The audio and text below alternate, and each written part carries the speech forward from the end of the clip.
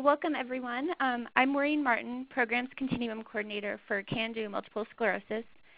Thank you for acting on the belief that you are more than your MS by attending tonight's webinar, Practical Spirituality, featuring Lisa Redfearn. I want to begin by taking a little time to talk about CAN-DO Multiple Sclerosis. CAN-DO MS, formerly the Hugo Center for Multiple Sclerosis, is an innovative provider of lifestyle empowerment programs for people with MS and their support partners. We are the start of a whole new way of thinking about and living with MS. A national nonprofit organization, we empower people to move beyond their MS by giving them the knowledge, skills, tools, and confidence to adopt healthy lifestyle behaviors, actively co-manage their disease, and live their best lives. Our renowned programs have helped thousands of people with MS reclaim their dignity, control, and freedom, and transform their challenges into possibilities.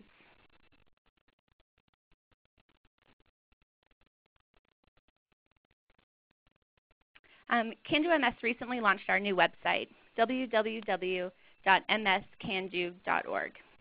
Please visit our new website where you can register for upcoming webinars, listen to our webinars, check out our upcoming CAN-DO MS lifestyle empowerment programs, share your CAN-DO promise, and learn ways you can contribute to or get involved with CAN-DO MS. A few housekeeping items before we get started. We have a great group attending tonight. I know some people are still joining us. So we have about 40 people on the call so far. This presentation is being recorded and it will be archived on CAN-DO MS's website. You are more than welcome to view the presentation again, and if you miss one of our webinars, you can find the archived version on CAN-DO MS's website. To ensure good sound quality with no background noise, all of the participants' phone lines are muted for the live presentation. Although your phone lines are muted, you still have the capability to submit questions to Lisa. And we encourage questions at any time. Feel free to type your questions using the chat feature located on the left of your computer screen. You should see a box on the left side of your computer screen that says Chat. To submit a question, type in the small box that says Chat with Presenters. Lisa will address as many questions as time will allow at the end of this presentation. Additionally, during the presentation, Lisa will ask for your feelings and feedback after some of the activities. Please use the same format as you would for a question. When Lisa asks for your feedback, type your feedback into the chat box. So the job of the live participants tonight is to, number one, submit your questions and feedback. Number two, complete the evaluation at the end of the webinar. And three, review the webinar schedule and register for other CAN-DO MS webinars. We would like to thank Novartis Pharmaceutical Companies. The CAN-DO MS webinar series is sponsored by an educational grant from Novartis Pharmaceutical Companies. We have a great speaker tonight to talk about practical spirituality, Lisa Redfearn. Lisa currently resides in South Florida and maintains a psychotherapy practice in Delray Beach, Florida. She is a licensed clinical social worker with a general practice working with children, adolescents, adults, and families. Lisa has focused clinical training in grief and loss, anxiety, depression, addiction, children and families, hypnotherapy, and spirituality. In addition to her private practice, Lisa is an adjunct professor at Florida Atlantic University in Boca Raton, Florida, and provides trainings and conferences in public and private schools, hospitals, agencies, and with CAN-DO MS. She obtained a BS at the University of Wisconsin-Eau Claire and earned a master's degree in social work at Barry University in Miami, Florida. So before we get started tonight, let's do a quick survey to see who is on the webinar with us today. So we just put a survey up on the screen. Please tell us about yourself. Are you a person living with MS, a support partner, a healthcare professional, or other? So please pick whichever one is applicable to you. And we'll give just a few seconds for everyone to get their responses in.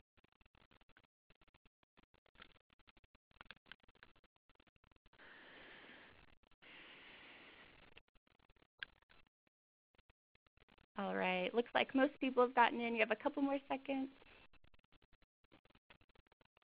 All right, so it looks like most of the people on the call are people living with MS at about 96%. 10% are support partner, and almost 7% are healthcare professionals. So that's a great group of people we have. And with that, I will turn the presentation over to Lisa. Well, good night or good evening, and thank you, Maureen. It's really an amazing world, isn't it? I cannot believe that we're all together here in cyberspace, and you're in your homes. We're probably in many different states, and yet we are all connected. And it really is my pleasure to be here tonight with you and discuss practical spirituality and the 4 L's. Well, let's get started then with a definition of what is spirituality. This definition was put together by the National Consensus Conference in February 2009, and it was published in the Journal of Palliative Medicine in October of 2009. Spirituality is the aspect of humanity that refers to the way individuals seek and express meaning and purpose, and the way they experience their connectedness to the moment, to self, to others, to nature, and to the significant or sacred. Now we'll look at some other definitions from the Webster's Dictionary. As a description or an adjective, spirituality is of relating to, consisting of, or affecting the spirit, or of relating to sacred matters. And then considering a person, place, or thing, a noun, things of a spiritual, ecclesiastical, or religious nature. So I think those are all very good definitions of spirituality. Many of us hear that word thrown around a lot in the media, and I believe these 3 definitions give us a very good understanding of what spirituality is. Let's look now at how people experience or practice spirituality. We can experience spirituality or practice it in prayer, meditation, religion, walking a labyrinth, and I would like to stop with our list at this moment and explain what a labyrinth is. Some of you may be familiar with labyrinths, and some may never have heard of labyrinths. So I will describe it as a maze, as something that might look like a maze, but not a maze.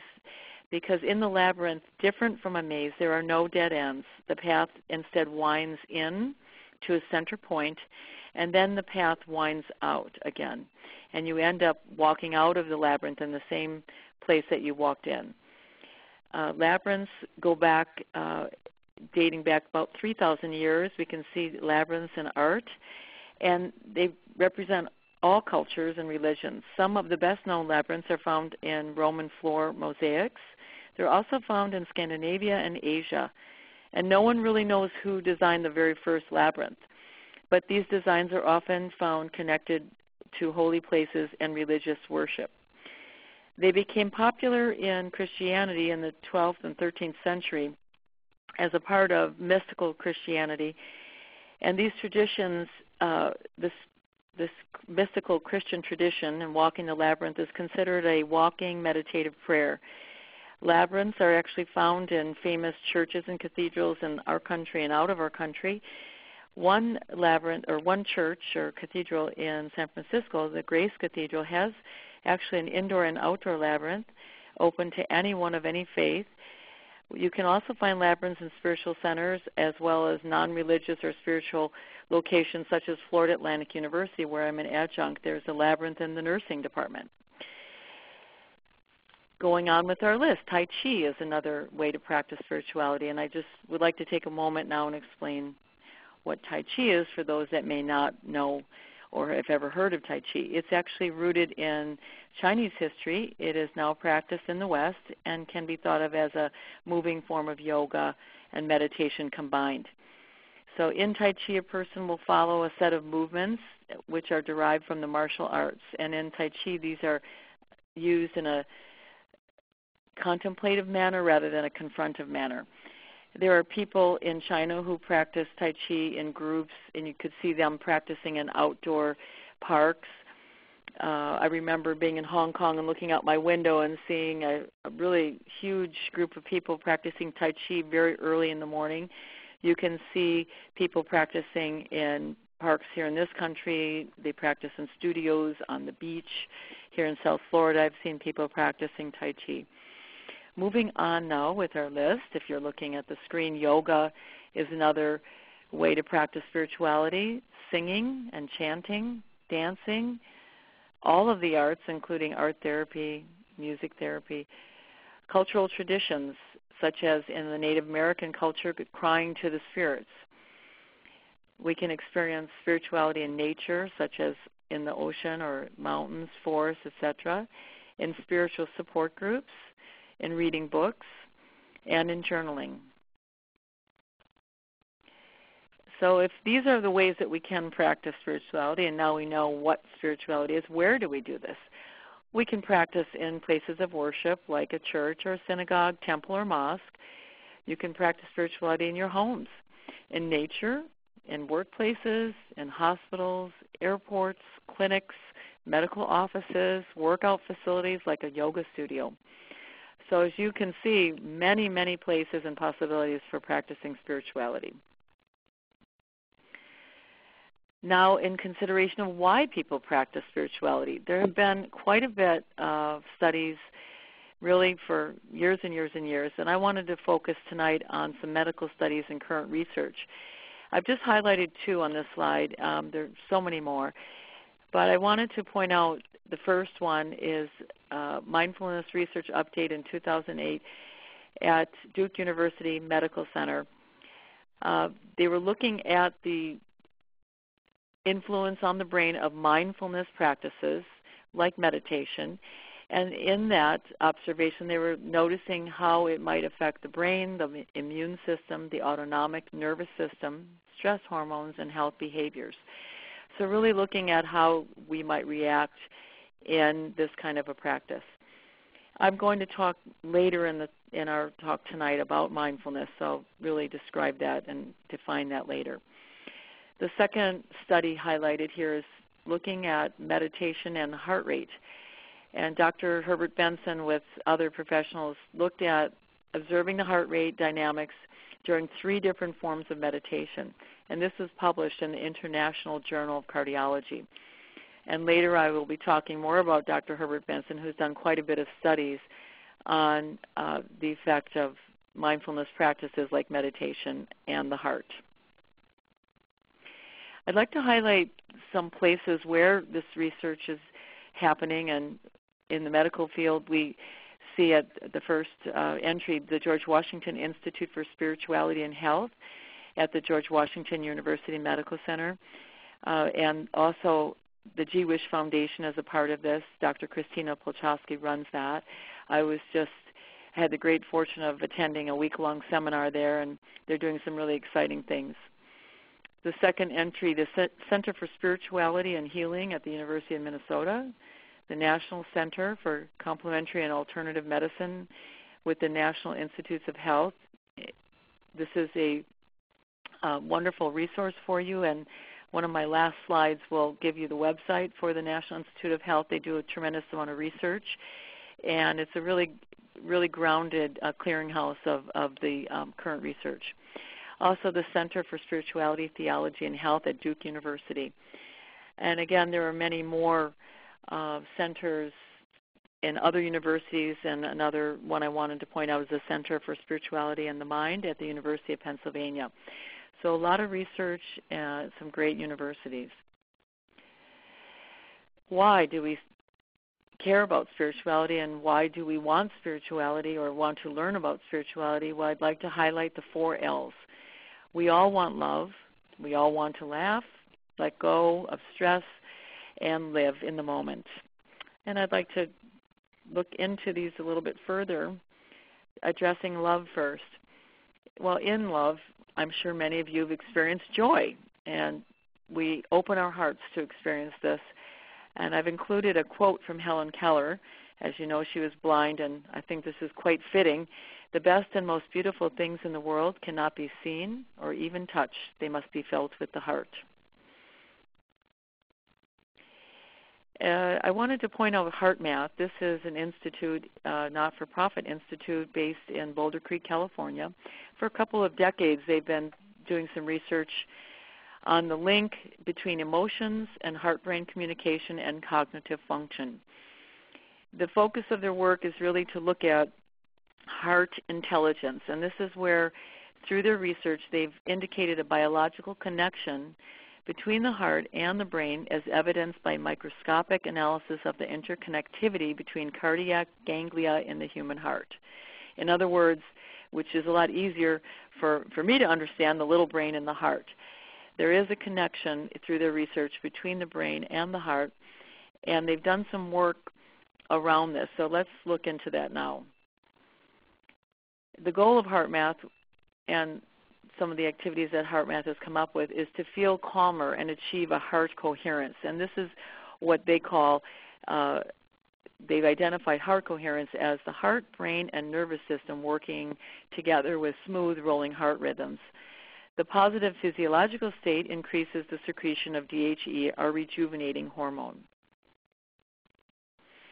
Okay, here is the next slide identifies something that we can actually do. It's called a heart lock-in. So this is a technique that HeartMath has researched and come up with to assist us in achieving that heart coherence, where we're feeling calmer, everything is working together. It's shifting our attention in this heart lock-in to our bodies, and particularly our hearts, away from our cognitive function, our mind, our thinking. And in doing so, this will shift our heart rhythm and calm our entire system, so mind, body, and spirit. So I'm just going to identify now the steps that you would take to do a heart lock-in. Closing your eyes would be the first thing. Breathing in and out. And if you're looking at the screen, you notice that the word out is capitalized, because often we say when we want to relax, we'll hear people say, take a deep breath. And I wanted to remind you to let that breath out, which is a key part of assisting our bodies to relax. Then we bring our focus to our heart. And you may find in that focusing on your heart, you may find you're thinking about the heart, or you may place your hand on your heart. Then we think of something joyful, perhaps a memory of a loved one, a pet, a vacation. Some of you may have just experienced a vacation this summer. Just something that would bring you pleasure, that would be joyful. And then be there in that memory, that experience, and breathe for a few minutes. And at the end, you open your eyes. And because we are in this webinar setting and we're not together in a room, I can't play music for you. I may have quiet music on in the background if we were doing this all together. But for the purposes of just a little practice, I would like to take 30 seconds, and I will watch my watch here to make sure that we don't go over. Let's just take a few minutes and practice this. First, close your eyes. Sit in a comfortable position. Breathe in and out, and bring your focus to your heart. Maybe place your hand on your heart to assist you in focusing on your heart. And then think of something that was joyful or pleasurable, and just be there in that experience, breathing in and out.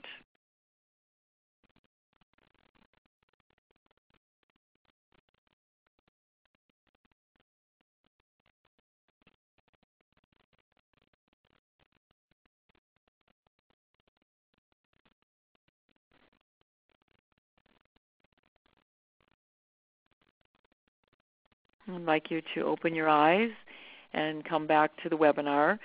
That's a long 30 seconds on a webinar, isn't it? I'm wondering if you did try this, if you have any feedback. Maybe you noticed something different from when you started the heart lock-in, and then after you did the heart lock-in, maybe there was a shift, and maybe you could feel a little different.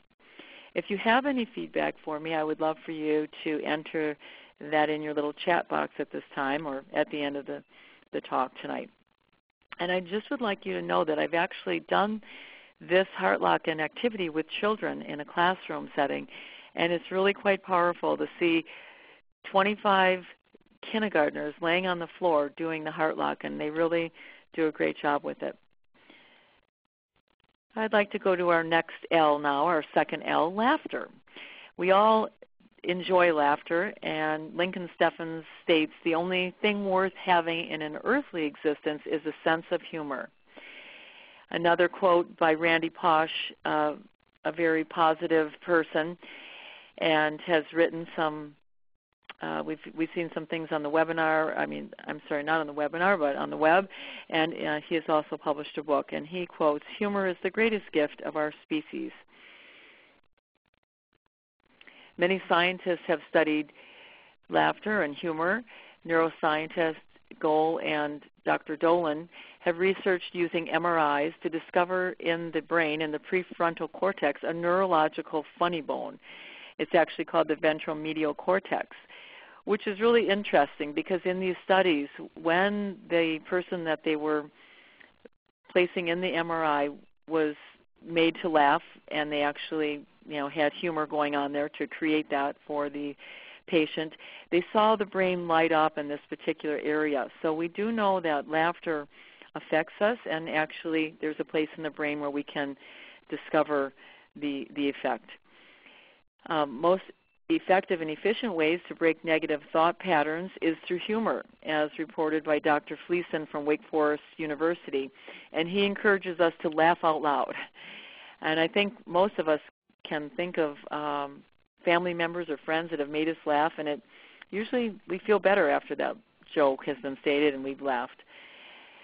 Benefits of humor have also been studied in workplaces. Catherine Hudson published her results in a 2001 Harvard Business Review. She discovered that humor increased innovation in the workplace. Also, there was more efficient communication. It increased productivity due to feelings of reduced stress, which totally makes sense. And in this particular study, she discovered a company had doubled sales and tripled net income over a 7-year period. I'd like to state a joke now, and feel free to laugh out loud even if I don't hear you. How do you keep cool at a football game? Stand next to a fan. I'm trying, folks. I'm trying. I know that some of you may have left. And one more. With the football season approaching, I thought you'd enjoy this one as well. Why did the football coach go to the bank? To get his quarterback. So that's my attempt at humor, and I can thank the Reader's Digest for these jokes. And if you are looking for jokes, it's a great resource. Spiritual leaders have also addressed laughter and humor. Mother Teresa required laughter from her workers at the hospitals in Calcutta, India. And if you've ever seen pictures of the work that she did there, you know that those hospitals had a lot of sick people. But she stated the sound of laughter is the strongest force toward health, productivity, strength, and spirituality. Zen Buddhists see laughter and happiness at the core of their teachings. Rabbi Walduks uses humor in his services, and he's written the Big Book of Jewish Humor. And I hear it is quite a funny book. Moving on to our next L, letting go. Well, as I indicated earlier in our talk, Dr. Herbert Benson has done a lot of research, and he devised the relaxation response and actually published a book called The Relaxation Response in 1975. In it, he identified that stress contributed to health problems, so a mind-body connection. The relaxation response has shown us benefits in counteracting harmful effects of stress in many conditions, including anxiety, mild and moderate depression, irregular heartbeats, pain, infertility, menopause and hot flashes, insomnia, premenstrual syndrome, and irritable bowel syndrome. Dr. Benson devised 4 main components of the relaxation response. The first thing would be to find yourself in a quiet environment or place yourself in a quiet environment. The second component is using a mental device such as a sound, a word, or phrase, and then repeat this over and over. The third component is to have a passive attitude, kind of like it's all good. So if you, in other words, as you're practicing this relaxation response, if your mind wanders to the grocery list or the next thing that you have to do, you just allow that and then return your focus to the word or sound or phrase that you've chosen. And then to put yourself in a comfortable position. So Dr. Benson actually, before we try this, I wanted to explain that he started this research because as a cardiologist, he knew that a lot of his patients had trouble during the surgery and certainly after the surgery, so he wanted to find out what he might do to assist his patients with a better outcome during the surgery, as well as for healing after the surgery. And he found if they did this relaxation response, as we've indicated here, the 4 components of it, if they did this for weeks prior to the surgery, it did assist and there was a better outcome. The research that he did was published and has been looked at out of Harvard Medical School, which is where he originally was practicing.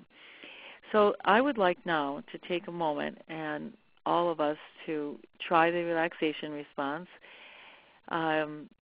What we're going to do again is just take 30 seconds, and you can try this later and take more time with it, but we'll just, for the purposes of the webinar, start in a few moments. And let me just remind you to, again, sit comfortably.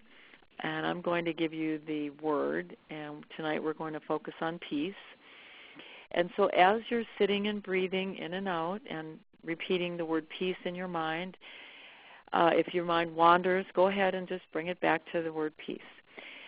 So I'd like you now to sit back, get comfortable, and let's begin by repeating peace, peace in your mind, peace in your heart, peace in your entire body, peace all around.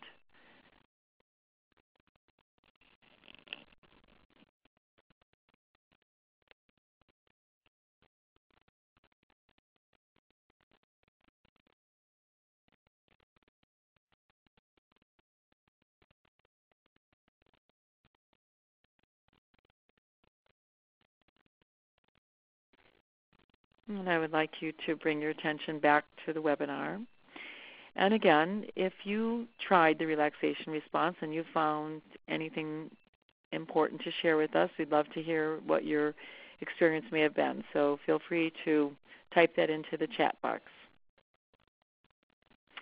Other techniques for letting go and relaxing would be progressive muscle relaxation, visualization, guided imagery, and biofeedback. And I would say that the heart lock-in that you did uses some of the techniques of visualization. In our last L for tonight, why we experience spirituality, we want to live in the moment and connect. Connection to yourself is really a prerequisite, though, to connecting to others through mindfulness. And now I'm going to give you that definition in a little bit more detail. It's a mental state of relaxed awareness of the present moment in a non-judgmental state towards self. So mindfulness is actually a mental state, and we are tuned into the present moment with a non-judgmental state toward yourself. And if you think about the relaxation response that you just did, it actually was a mindful activity. Connecting to others. We are wired to connect to others through our bodies. Actually studied through neuroscience, there are spindle cells in our brain which guide our social decisions, and we have mirror cells which sense the move of another person. Also, we can call that empathy. Connecting to others and the biological benefits. Well, socially integrated people cope better with life and life stressors. That makes sense. If we're connected to others, we also might get some support, which is always helpful. People that are socially connected live longer. Social connection through play assists our brain in growing, so synaptic growth is happening. So parents, if your children are playing, you know that growth is happening. Positive social and personal connection and eye contact has been observed in looking at the brain that actually there is a chemical secreted called dopamine, and this has been associated with pleasure. We call it the joy in the brain part of chemical in our brain. And I just wanted to highlight a study that was done with people, observing people looking at, let's say, watching someone walk by that they found attractive. If they made eye contact, this chemical dopamine was secreted. If the person did not make eye contact, it was not secreted. So it really highlighted the effect of connection and the benefits of that. Personal and professional relationships also assist in preventing compassion fatigue or personal burnout. Relationships can provide feelings of a secure base, and we can thrive through those feelings of security. Also, we can feel empathy from others and toward others. We feel support, and getting hugs is always a plus.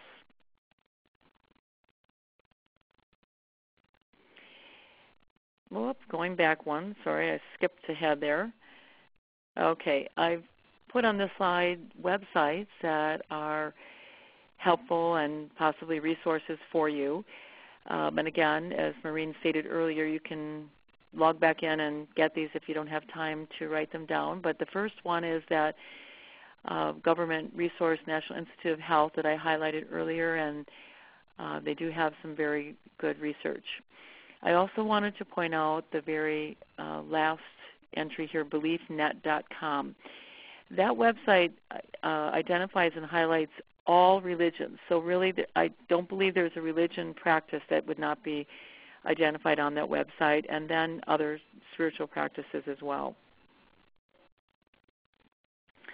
I'd like to now take some time and have you actually consider answering some of these questions to yourself. If you have any feedback for us, that would be okay as well.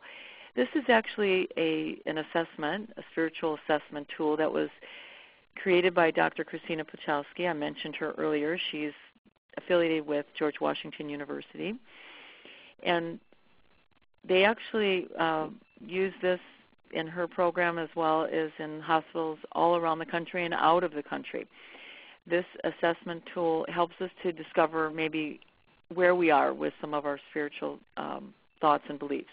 The first set of questions under faith: do you consider yourself spiritual or religious?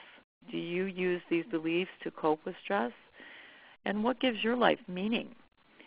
So I'd like you to consider those questions, or some of those questions, and think about how spirituality affects you in your life and what gives your life meaning.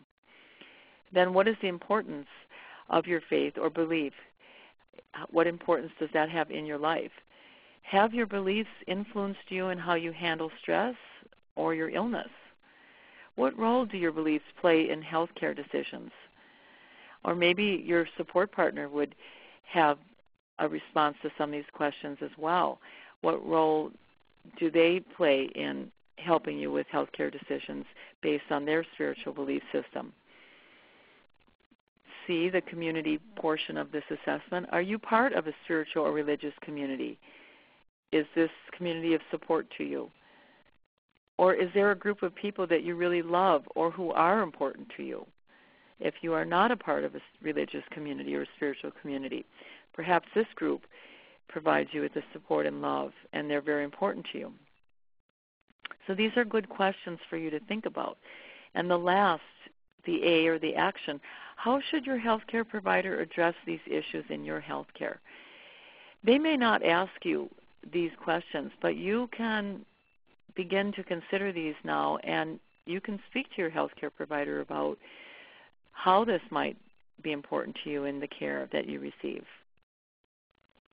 And I'll just leave these up for a moment for you to just kind of look at them again and possibly jot down something in our chat box if you have anything that you wanted to share.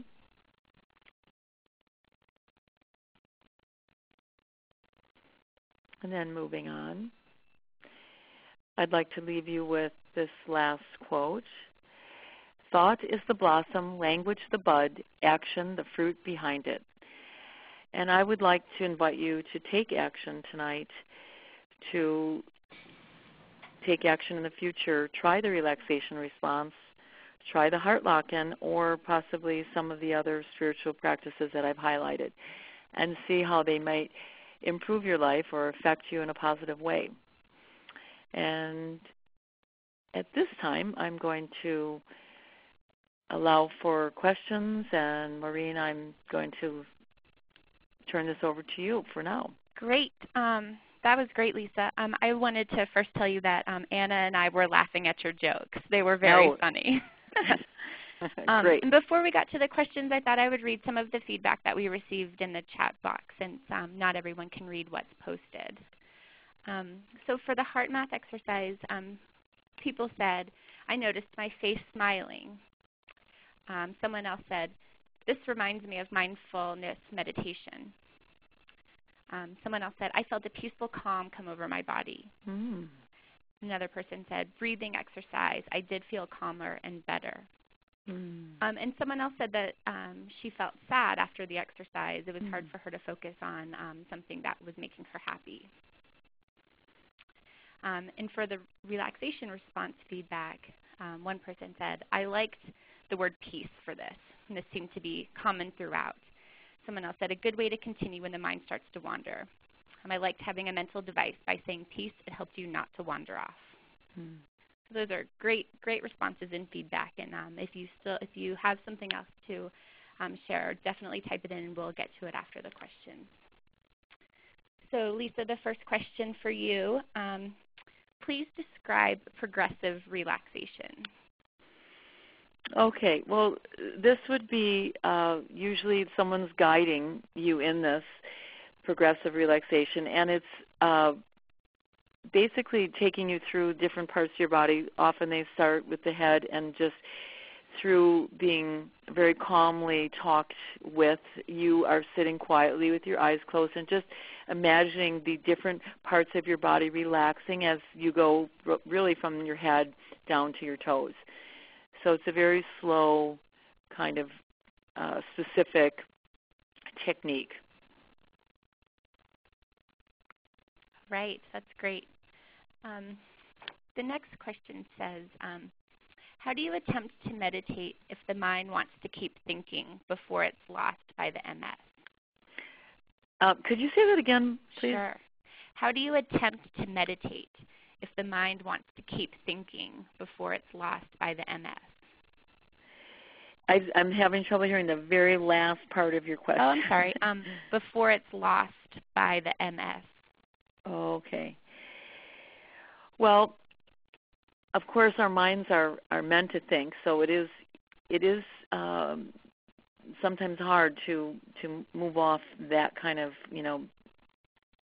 thing where you find your mind worrying or thinking or and I guess there's not a definitive black or white answer to that, but one of the things I can suggest is to practice, because I, for one, am a perfect example. I had a really hard time when I first started doing these practices to calm myself. My mind would race.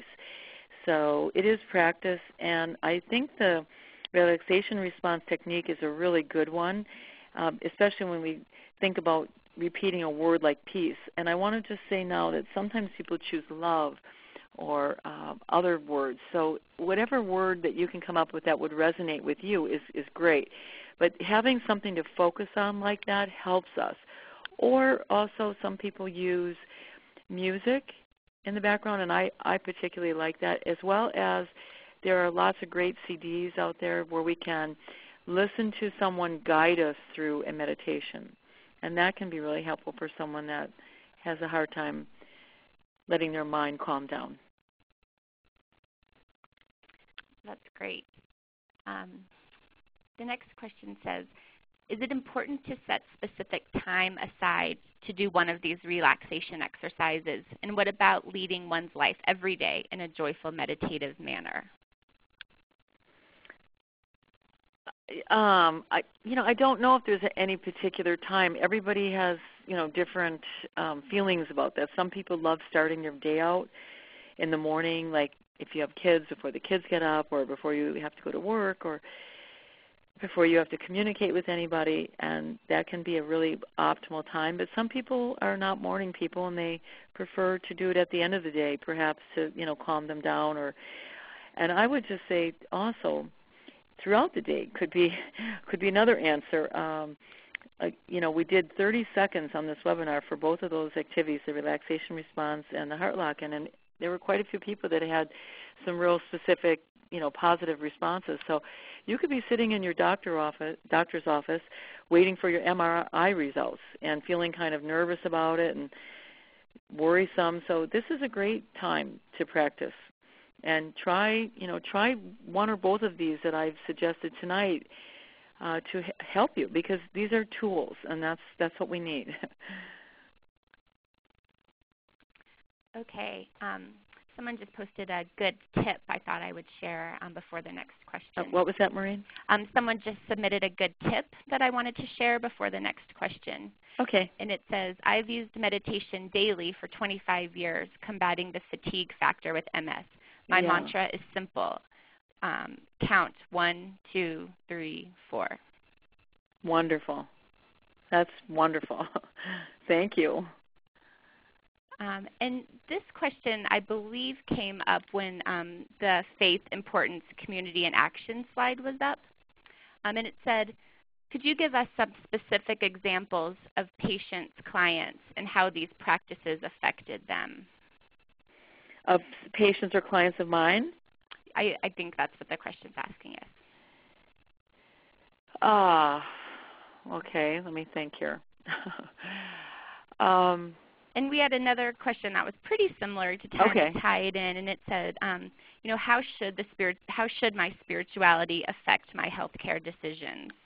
Oh, how should? Well, there's no should on that one. How could would be another way of saying that.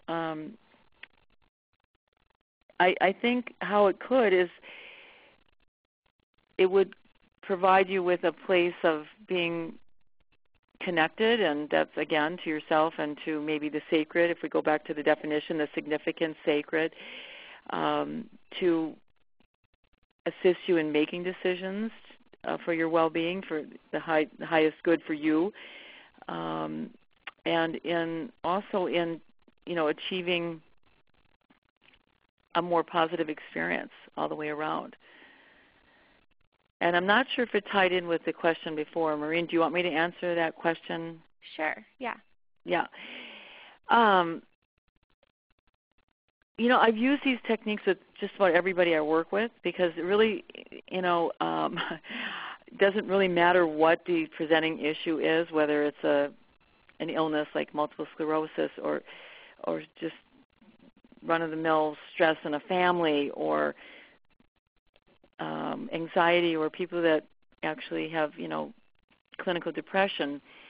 To achieve a sense of well-being, our bodies, mind, and spirit working together, to feel that there's meaning in life, those are all really important and helpful things to do. So if you're facing any issue, it will help you. And spirituality is, I think the research that I highlighted tonight will point out that science has looked at this in terms of how it impacts our body, not just our minds and not just our feelings. So I think it's really important, no matter what you're facing. Okay. And the next question is, can you relate some of these practice tips and just information that you've been given specifically to living with MS? And are we talking about the practices that I've mentioned? Yeah, I think the question's pretty vague, so I think maybe just touching on a little bit of everything. Okay.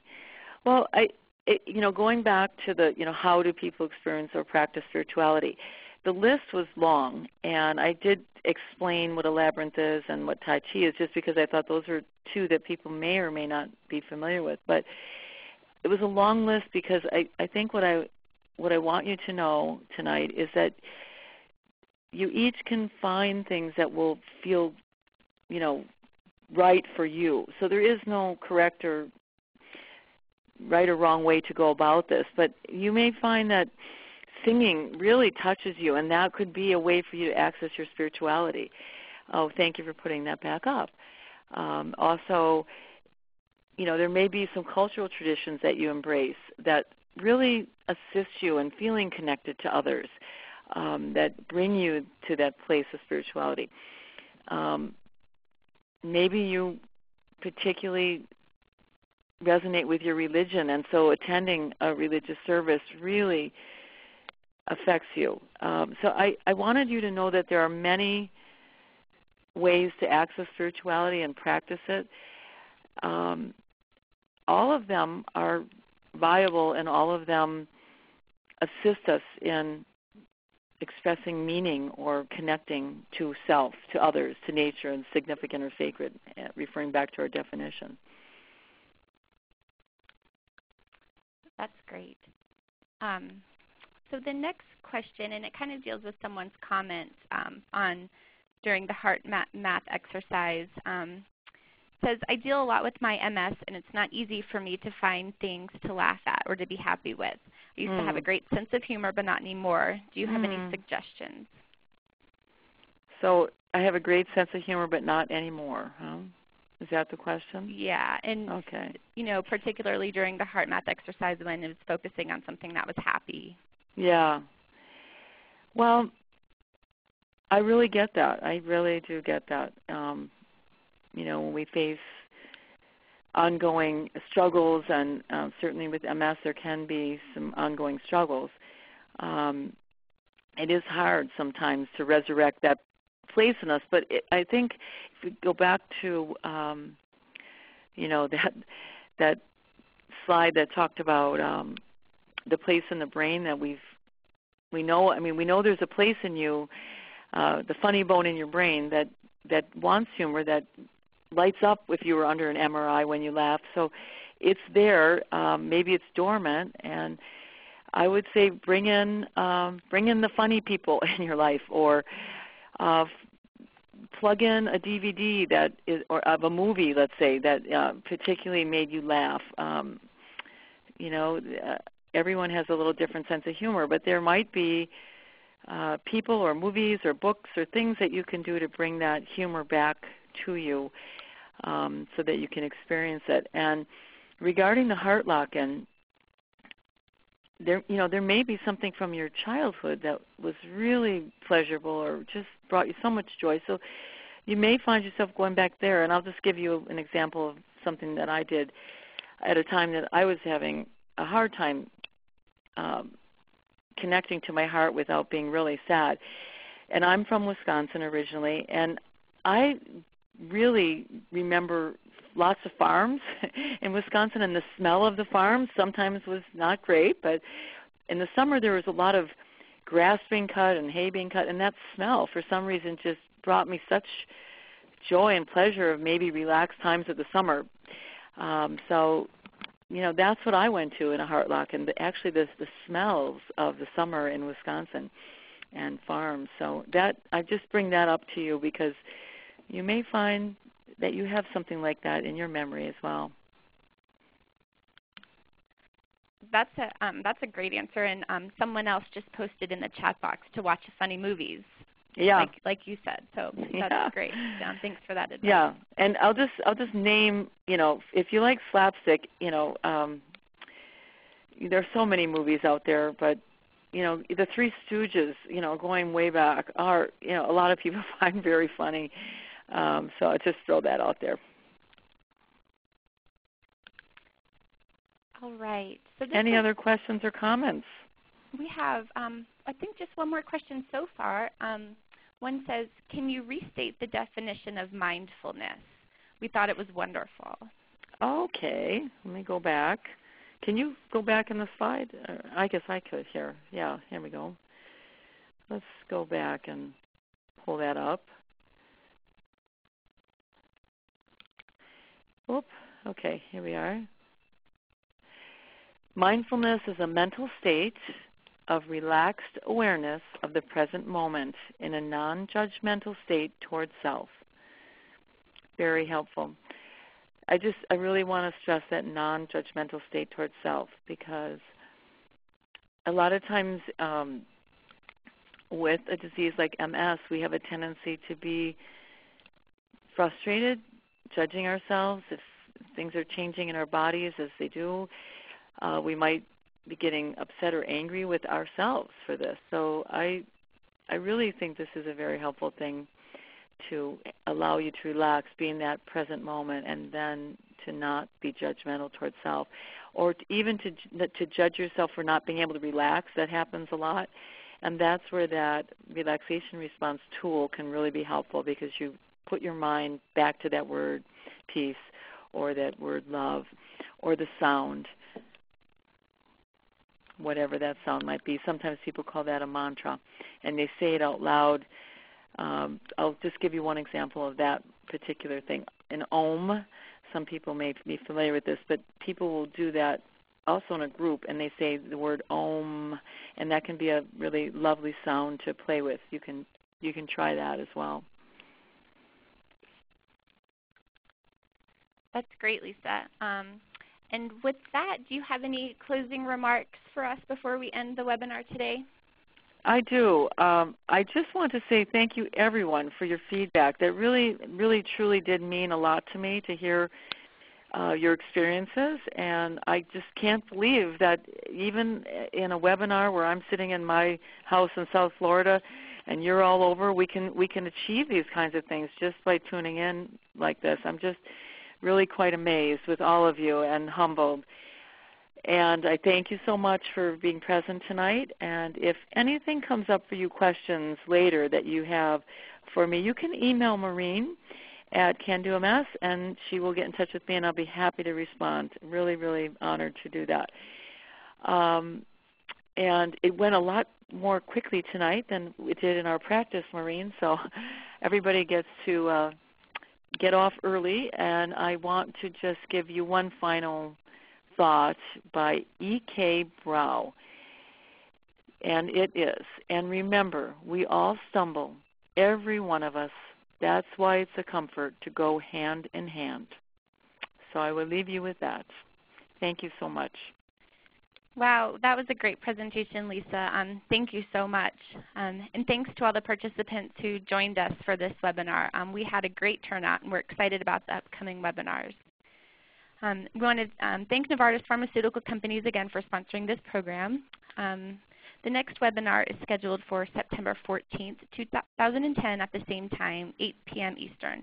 The topic is Exercise in MS, and the presenter is Mandy Roerig, a CanDoMS program consultant. You can register for this webinar at www.mscando.org.